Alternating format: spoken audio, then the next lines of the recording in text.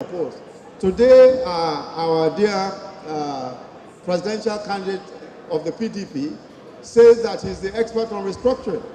But in those years when we were fighting for restructuring, he opposed it every strength of the way.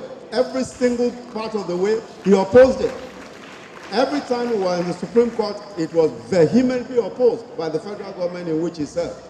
But fortunately for us, and we thank God, we were able to record successes which today are possibly the only significant achievements that we can say we have scored in terms of restructuring our country, especially fiscal federalism and devolution of power. I will give you a few examples of what the Lagos state government at the time, with one or two state governments that were interested, what we were able to achieve.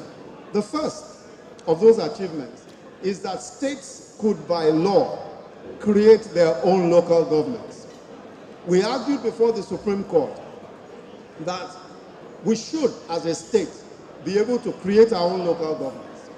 In fact, at the time, we had created 37 local governments, and after creating 37 local governments, the administration of Obasanjo and Atiku at the time seized our local government funds.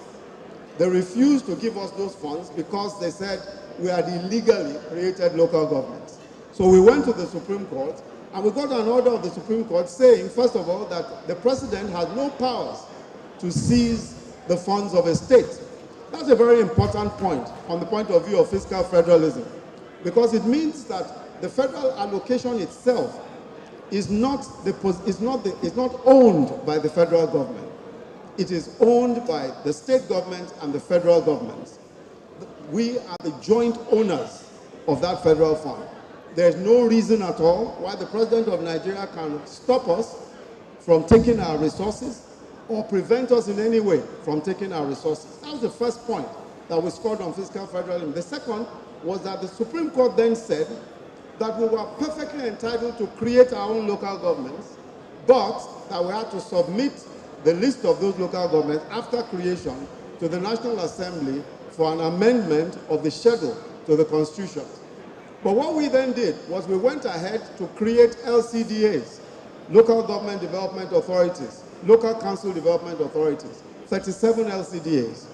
We raised them to the level of local governments, and we continue to function as a state with 57 local government areas and local government divisions. To date, and I want to make a point which is very important, especially as we develop a strategy towards restructuring. When we went to the Supreme Court, there were 5 other states with us who had also created local governments. But by the time we got there, we were the only ones standing, because our governor then, Asiwaju, refused to negotiate and said we must go ahead and ensure that we're able to score that important victory for fiscal federalism. So even the states who would benefit did not join us. And that is why it is possibly impossible to get much done through the National Assembly.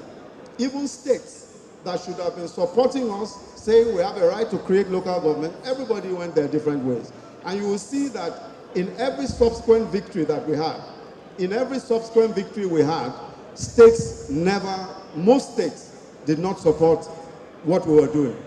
Most states preferred not to support what we were doing. And I'll explain why that is the case. Now, the second point that we took before the Supreme Court was the point of whether or not a state could raise its own taxes. Can we, as was done in the western region of Nigeria under Chief Awolowo, can we raise our own taxes? Can we do sales tax, for example? Or can we take the lion's share of VAT? We took it before the Supreme Court. We passed a sales tax law, and we said that we had the right to pass a sales tax law because it's a consumption tax. The Supreme Court eventually agreed with us that we had a right to pass a sales tax law. So today, states can pass their own sales tax law parallel to the VAT law. When we challenged the VAT law, we were told, the Supreme Court said we should settle, we didn't. Eventually, they said they had no jurisdiction on the matter, took a technical exit on the point. But we had established very clearly that at least we're entitled to pass our own sales tax law And that was a point which we continued to advance. The third point, which we took to the Supreme Court, is that every state has a right to its own urban and regional planning. In other words, a state, even where there's federal land, a state will issue its own development plans. It will issue its own development permits. In Lagos and in several other states, was giving its own development control permits. So, for example, for those of us who are very familiar with Lagos, if you look at that Bodilon area where the police have built a lot of shops, the federal government gave permission because it was federal government land. So they just built shops there. State government couldn't do anything. Even on Rewane Road, the former Kingsway Road, they gave a lot of people licenses to be building car shops there. We then decided that it's not the business of the federal government to come to a state and then begin to give people development permit to build anyhow and charge fees. So we challenged it in the Supreme Court. The Supreme Court agreed with us. It was a narrow margin, but they agreed with us that every state